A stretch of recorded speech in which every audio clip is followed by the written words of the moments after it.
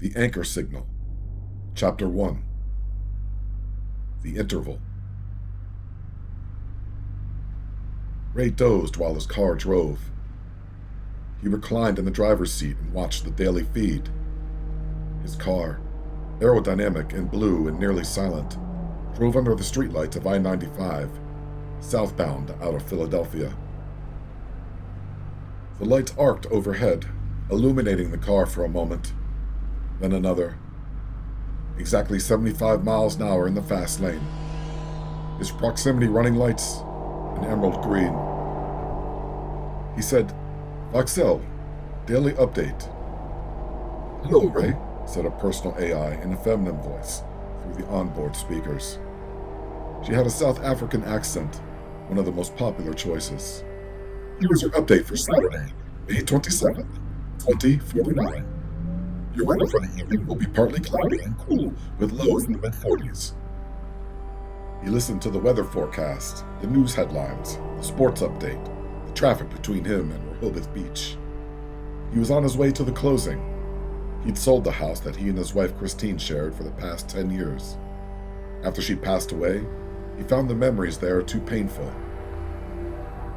In the living room, they danced to Bob Marley. No woman, no cry. In the kitchen, she joked around while he made them breakfast. "Dude, you do not make the best omelets this side of the Mississippi," she said one Sunday morning. "I'm sure there's like some woman in North Carolina that makes an omelet that would kick your ass, and 8 more in South Carolina." "Let me tell you something," said Ray, pointing with the spatula. "Those whores got nothing on my Aunt Kate's omelet recipe, okay?"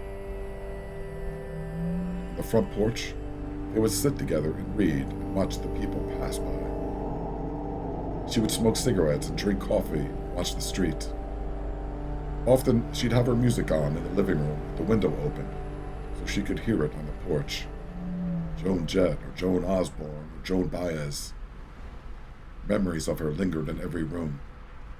Their happy summer getaway. He mourned deeply for her. The few weeks after, he kept waking, feeling for her on her side of the bed. Just cold sheets. He would break down into uncontrollable weeping at random moments, getting the mail, watching TV, ordering pizza for dinner. Nearly everything in the world would trigger an image of her in his mind, a memory, a conversation, a touch.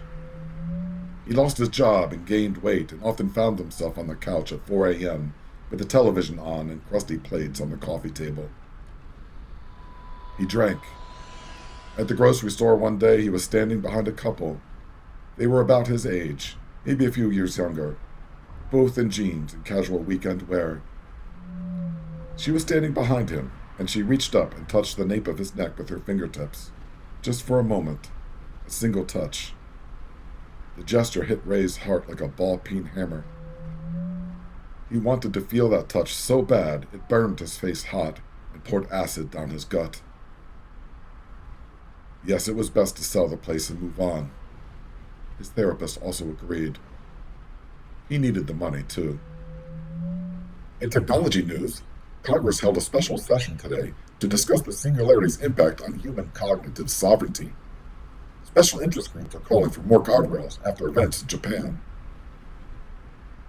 He was halfway across the Roth Bridge on DE1 when it happened. His car veered and slammed into the transfer truck in the next lane, crushing his hood under the thing's gigantic back wheels. The speed of both vehicles rendered the impact explosive on the outside and slow motion on the inside. Glass shattered everywhere. His car flipped twice across the road's road surface and bounced off a sedan and rolled over the guardrail and into the darkness over the edge. He fell more than 130 feet into the black water, belted into his car. The impact shattered the windshield and crushed in most of the roof. The Chesapeake Bay poured in with a ferocious mass and velocity.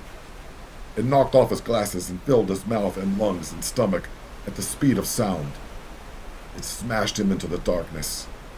He tried desperately to unbuckle himself, but he was in shock, and the violence of the water's force completely overwhelmed his mind and body. A planetary force against a minuscule human frame.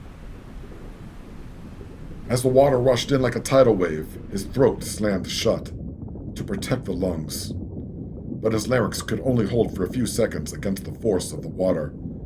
The spasm released, his throat gave way, and the Chesapeake filled his lungs and saturated all sound under a blanket of underwater panic.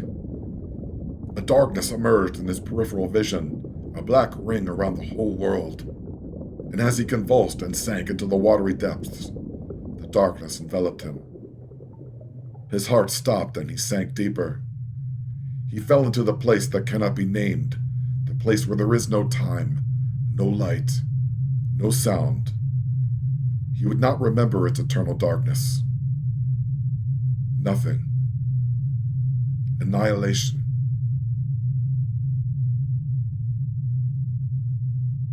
Then, another interval.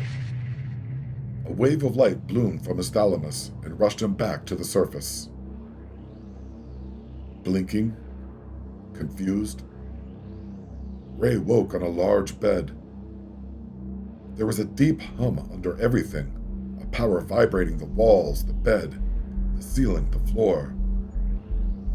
The wall opposite him, entirely glass, a panoramic window with no seams. Beyond the glass, space.